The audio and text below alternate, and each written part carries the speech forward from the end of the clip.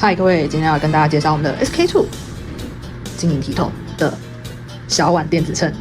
这边呢，老样子一样放上我们的比例尺跟名片，让大家看一下它的实际的大小。OK， 我们先来看一下它的称重灵敏度，大概抓个100克啊，100克。OK， 很准确。然后小小的东西，好。OK， 然后呢，我现在把这个拿掉。换成别的容器，我要来称一下粉给大家看一下它的灵敏度哦。要称超过起重值哦，起重值是什么？0.3克，或者是感量的3倍，所以你要去看它这边，然后乘以3到5，就是它的起重值，超过了它才会显示重量。哎，得到，有了。这个啊，0.1的就是很适合拿来称香料啊、酵母啊，或者是一些比较细小的东西。好，接下来要跟大家介绍它有哪些单位，来，我放大给你看。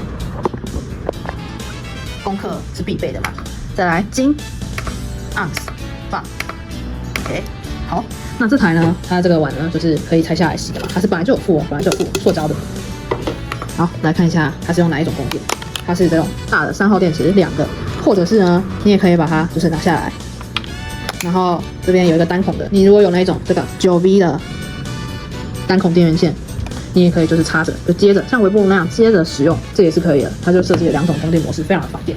接下来跟大家介绍一下，你开箱你会收到什么呢？你会收到一台电子秤，然后它的保护壳，然后一个塑胶碗。今天就到这边。